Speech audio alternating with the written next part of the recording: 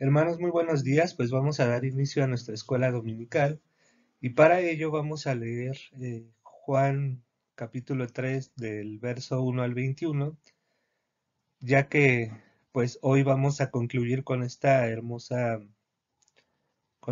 conversación entre Jesús y Nicodemo. Y pues lo más importante es que en esta conversación nuestro Señor Jesús revela con claridad su objetivo, ¿verdad? Que es la salvación de aquellas personas que, que el Padre, en este caso Dios, ha decidido salvar a través de él. Y él revela con claridad a Nicodemo la esencia, el corazón que es el Evangelio, ¿no? Entonces, pues vamos a leer esto como una forma de recordatorio, de traer a la mente todos estos pasajes para que podamos poder entender con claridad lo que vamos a ver en este momento. Y bueno, antes de iniciar, pues vamos a hacer una oración para que sea Dios guiándonos. Amoroso Dios, en esta hora queremos agradecerte tu bondad. Gracias porque pues hemos visto tu fidelidad a lo largo de toda esta pandemia, Señor. Pues gracias, Señor, porque tú te has mostrado para con nosotros siempre misericordioso y fiel. Y te rogamos, Señor, que en esta hora esta enseñanza pueda ser clara, que pueda llegar hasta lo más profundo de nuestro ser y lo más importante, Señor, que esto nos anime para que podamos compartir de tu palabra, Señor, a otras personas. Gracias por tu bondad en el nombre de nuestro Señor y Salvador Jesucristo. Amén. Ok, hermanos, pues voy a dar lectura. Dice, había un hombre de los fariseos que se llamaba Nicodemo, un principal entre los judíos. Este vino a Jesús de noche y le dijo, Rabí, sabemos que has venido de Dios como maestro, porque nadie puede hacer estas señales que tú haces si no está Dios con él. Respondiendo Jesús y le dijo, de cierto te digo que el que no naciere de nuevo no puede ver el reino de Dios. Nicodemo le dijo, ¿cómo puede un hombre nacer siendo viejo? ¿Puede acaso entrar por segunda vez en el vientre de su madre y nacer?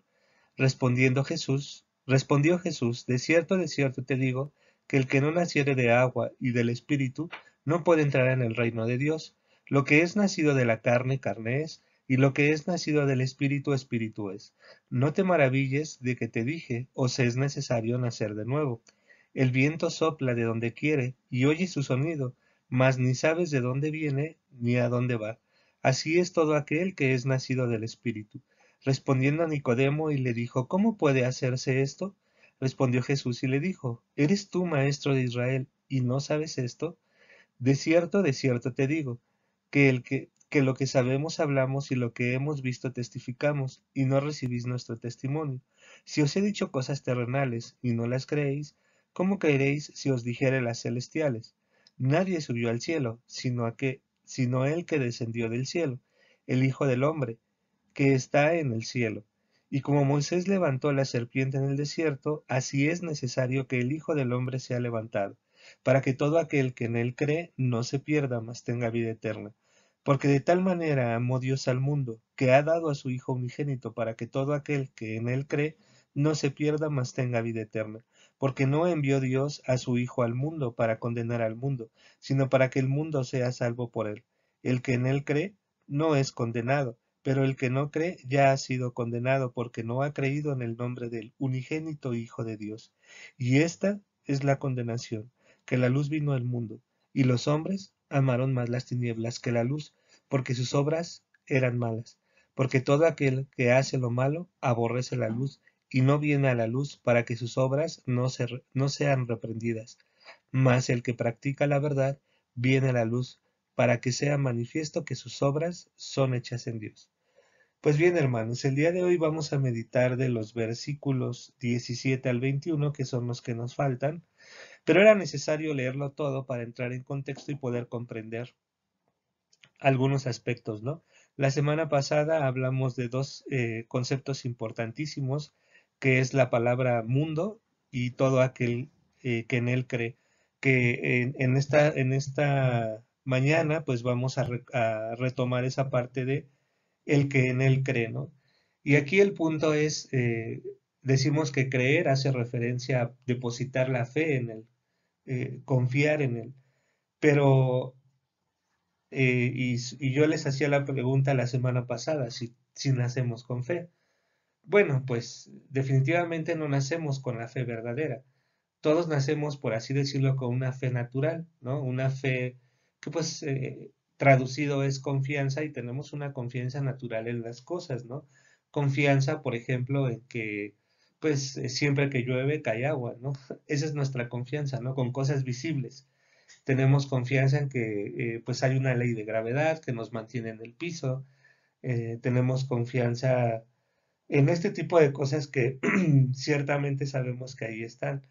Tenemos confianza en que el aire existe porque nos beneficiamos de ella, este tipo de cosas, ¿no? Pero la verdadera fe, pues es aquella que proviene de Dios, es un regalo de Dios, no nacemos con fe. Esta fe, pues Dios nos las da al momento de que nos revela a su Hijo. Él es el único que puede hacer algo en nosotros. Recordemos que el hombre, y hoy lo vamos a recordar, que el hombre está muerto, ¿verdad? Que en él no hay nada bueno y por supuesto no hay fe verdadera, ¿no? Entonces, retomando estos conceptos son importantes porque los vamos a volver a ver, ¿no? Recordando que la palabra mundo se refiere a todas las naciones, no solamente al pueblo judío, es decir, que su alcance, el alcance de la salvación es universal, porque abarca a muchas generaciones en todos los tiempos y en todas las naciones, y también es particular porque solo va dirigido a aquellas personas que el Señor en su voluntad, sin que ésta sea inclinada por algo que haya en el hombre, Él ha decidido quién va a estar con Él en la eternidad. Esto no quiere decir que entonces no hay que compartir el Evangelio porque Él ya sabe quién, sino todo lo contrario. Es la gran comisión que el Señor nos dejó, ir y compartir el Evangelio, más bien ir y hacer discípulos, y esto implica compartir el Evangelio.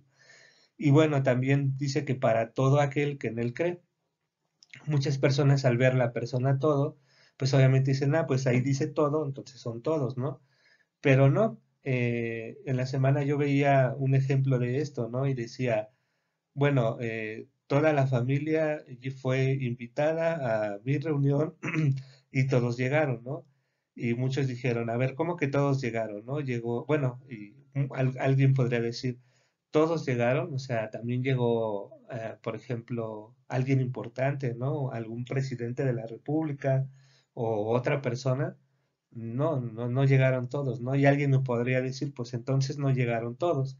Y yo le diría, pues sí, sí llegaron todos los de mi familia, porque pues eran a ellos a los que me refería. O sea, cuando usamos la palabra todos no quiere decir que se refiere a todo el mundo, ¿no? Entonces, bueno, partiendo de ahí, pues ahora vamos a analizar eh, los textos 17 al 21. Y pues bueno, vamos a comenzar, hermanos, acompáñenme, por favor. Ok, hermanos, pues vamos a dar lectura a Juan 3, del 17 al 18. Dice así la palabra del Señor. Porque no envió Dios a su Hijo al mundo para condenar al mundo, sino para que el mundo sea salvo por él. El que en él cree no es condenado, pero el que no cree ya ha sido condenado porque no ha creído en el nombre del unigénito Hijo de Dios. Entonces, aquí con claridad nos dice que nuestro Señor Jesús no vino a este mundo para condenarlo, ¿no? Miren, dice, Jesús no vino a condenar el mundo, ya estaba condenado, por lo tanto su objetivo pues es salvar, ¿no?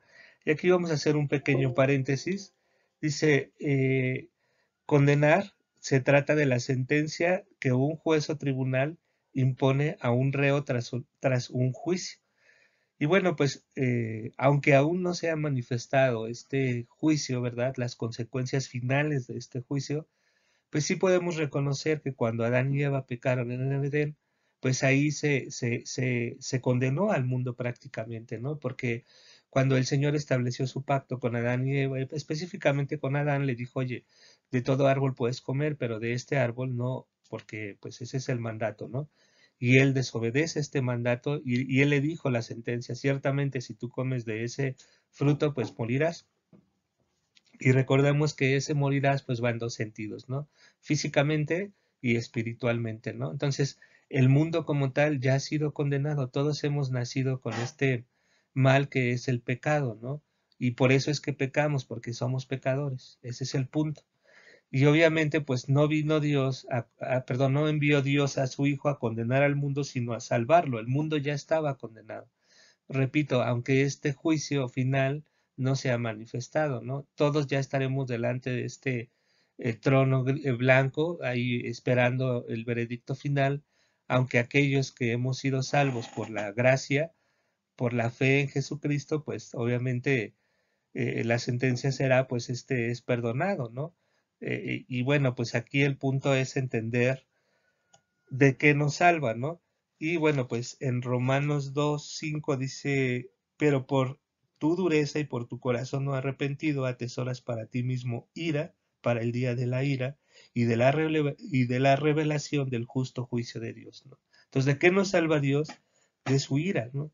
Esa ira que nosotros vimos que Él descargó en nuestro Señor Jesucristo, ¿no? Es por eso que nuestro Señor Jesucristo es nuestro sustituto en dos sentidos. ¿Por qué? Porque Él vivió la vida que nosotros no podíamos vivir y también pagó el pecado que nosotros no podíamos resistir.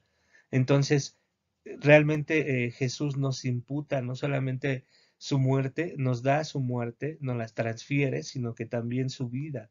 Esa vida justa y sin pecado que Él llevó, pues ahora que nosotros hemos sido regenerados, que hemos nacido de nuevo, pues ya nuestro Dios ve en nosotros a nuestro Señor Jesucristo. Y es por eso que ahora Él puede tener comunión con nosotros.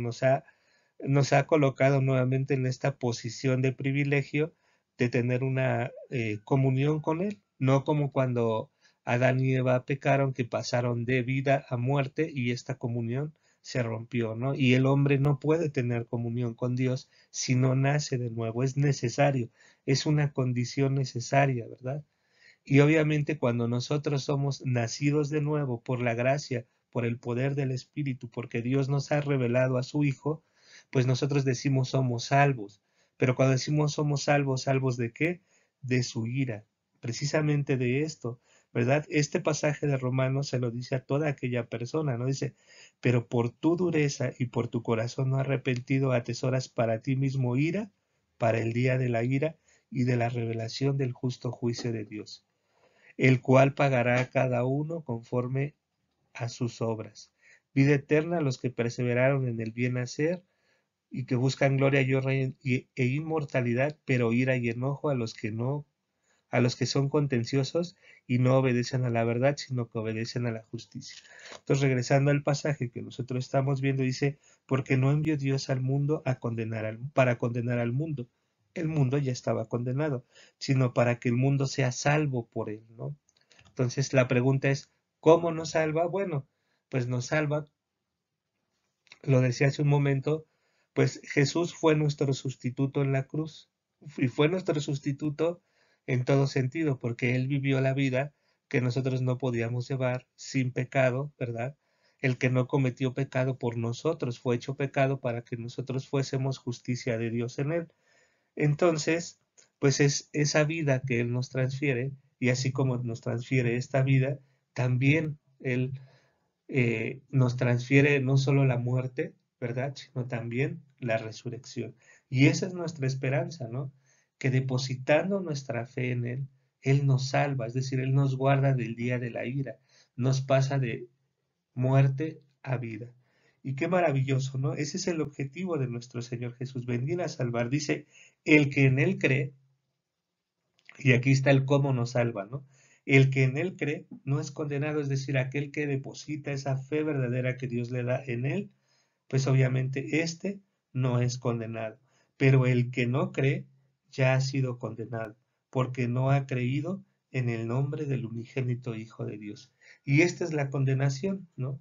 Y bueno, más adelante lo vamos a leer, ¿no? En el texto 19 dice, y esta es la condenación, que la luz vino al mundo y los hombres amaron más las tinieblas que la luz, porque sus obras eran malas. Acompáñenme a la siguiente lámina, hermanos, respecto a este texto que acabo de leer. Ahí lo tienen, ¿no? Juan 3:19 lo acabamos de leer, y esta es la condenación, que la luz vino al mundo y los hombres amaron más las tinieblas que la luz, porque sus obras eran malas. ¿Y por qué? Bueno, dice, y esta es la condenación, que la luz vino al mundo. ¿Quién es la luz? Pues nuestro Señor Jesucristo, ¿no? Y la intención de esta luz, pues es salvar, no condenar. Pero el problema que muchos hombres, dice aquí, y los hombres, ¿verdad? Amaron más las tinieblas. Fíjense que algo curioso aquí, cuando nosotros vemos la palabra hombres, se refiere a humanidad. Ajá. Aquí se refiere a toda la humanidad. Ujú. Dice, amaron más las tinieblas que la luz, porque sus obras eran malas. Y repito, se refiere a toda la humanidad, ¿no? Incluye tanto a los que el Señor ha decidido salvar como a aquellos que no. Entonces, aquí vemos que realmente en Dios no hay injusticia. ¿Por qué? Porque todos estábamos bajo la misma condición, ¿no? Dice, los hombres amaron más las tinieblas. Vamos a leer este texto de Romanos 3, 10, 11 al 12. Dice, como está escrito, no hay justo, no hay aún uno, ¿no? Es decir, desde Adán a la fecha no hay una persona que en sí misma pueda ser justa. Dice, no hay quien entienda. Es decir, todos, obviamente, lo decíamos, estamos sordos, ciegos y en ignorancia espiritual.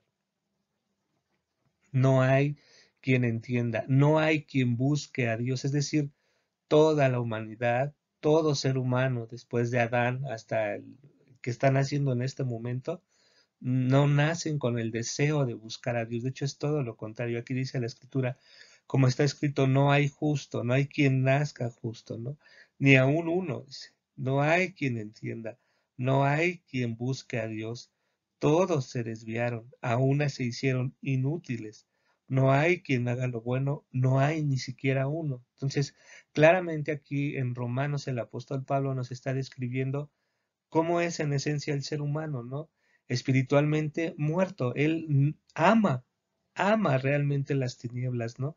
Y por eso es que el Señor dice, yo no vine a condenar al mundo, ustedes por sus actos, por sus pensamientos, es que ustedes se han condenado, porque su corazón está, bueno, su vida espiritual es muerta, ¿no?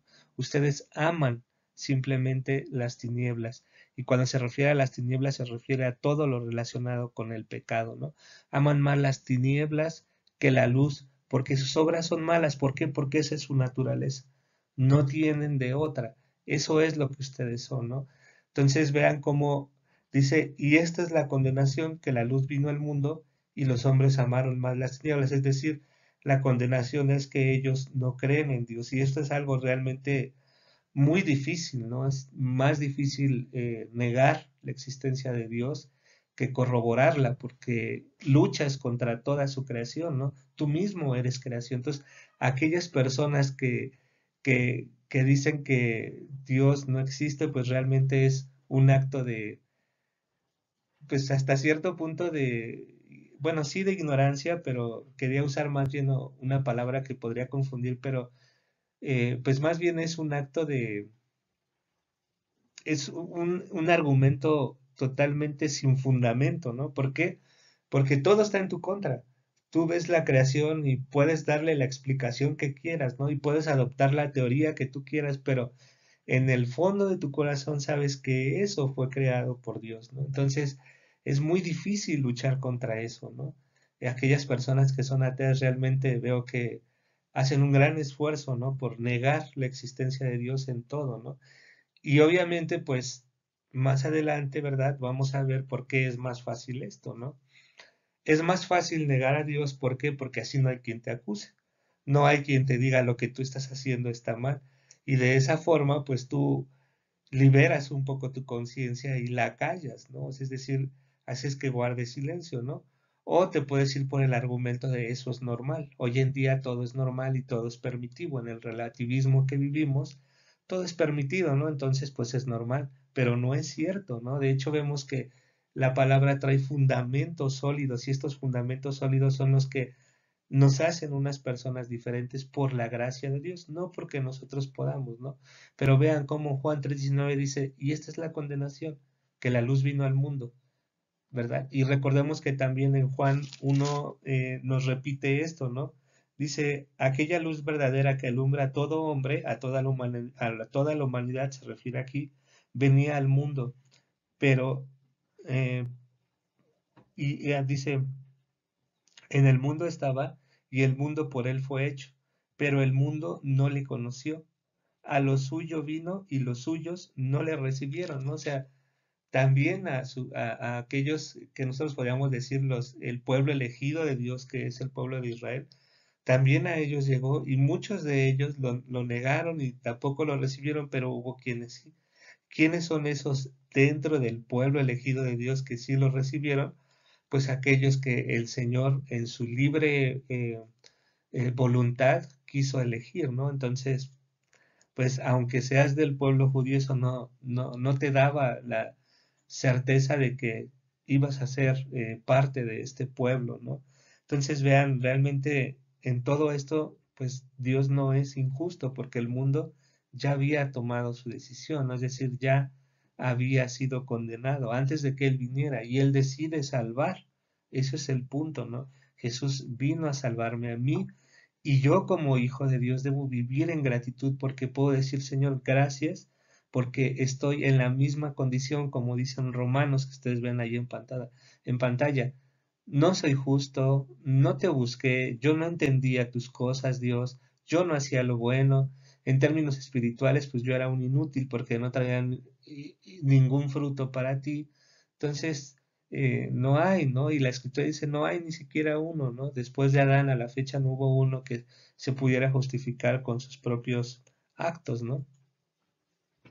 Y bueno, pues de esto podemos decir que, pues la luz vino a salvar y a buscar. ¿Quién es la luz? Es nuestro Señor Jesucristo, ¿no?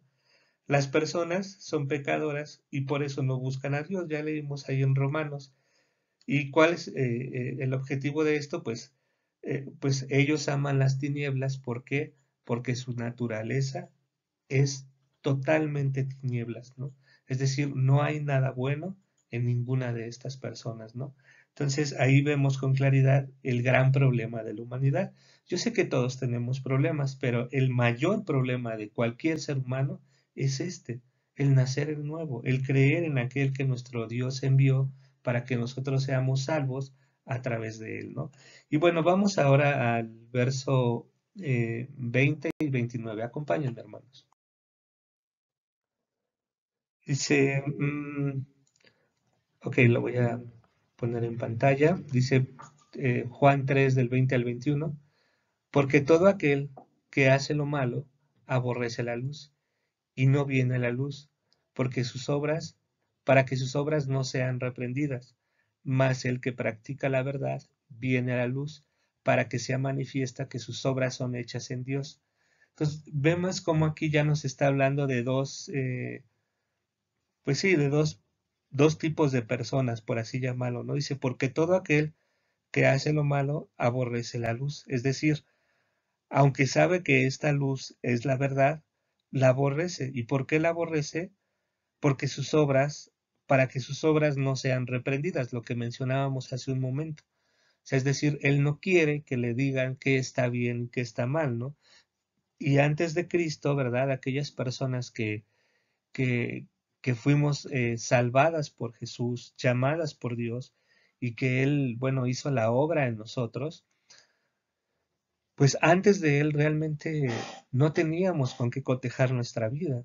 Antes tú podías decir, ese es gris, y todos te decían, aunque fuera rosa, pues todos te decían, ah, sí, pues tú lo ves gris, pues está bien, es rosa, pero bueno, pues tú lo ves gris, está bien.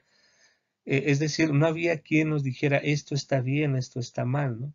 ¿Con base en qué nos iban a decir eso? Pero cuando venimos a la verdad, pues el Señor dice, no, esa práctica que tú haces está mal y la tienes que dejar. Yo te voy a dar la gracia para que lo hagas, ¿no? Pero cuando una persona persiste, insiste en vivir en las tinieblas es porque no quiere que sus obras sean reprendidas, no quiere que le digan nada, ¿no? Quiere seguir viviendo de la misma manera y se complace en ello. Lo vimos en el texto 19, aman las tinieblas, ¿no? Se deleitan en esto, ¿no? Dice, y el otro tipo de persona dice, mas el que practica la verdad viene a la luz, para que sea manifiesta que sus obras son hechas en Dios, es decir, aquel que practica la verdad, aquel que está en la verdad, y recordemos que Jesús es la verdad, pues viene a la luz, ¿para qué? Para que nuestro Señor nos siga transformando, ¿no? No es fácil, ¿verdad? Porque a quién le gusta que le digan esto en tu vida está bien, está mal, bueno, más bien está mal.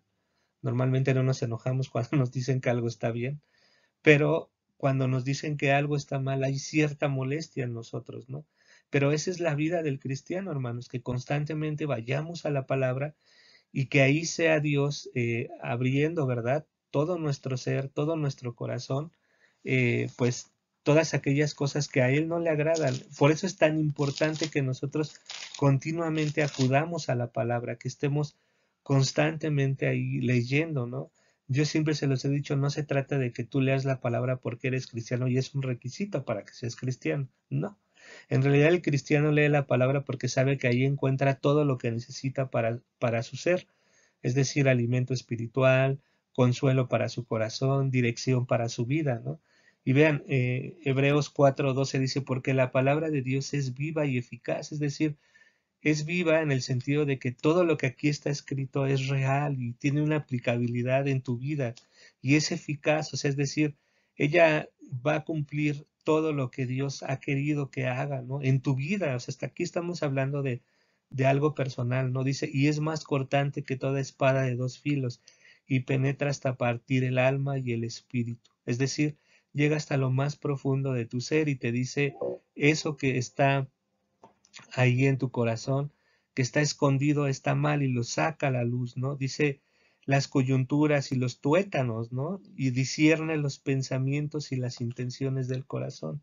Es por eso tan importante que nosotros vayamos constantemente a la palabra y le digamos, Señor, descubre todas aquellas tinieblas que aún hay en mí, ¿no? A través de la bendita palabra, ¿no? Que tú has dejado, pues para que yo te glorifique, dice vemos dos grupos de personas, aquellos que aman las tinieblas y aquellos que vienen a la luz para que sea manifiesto que sus obras son hechas en Dios.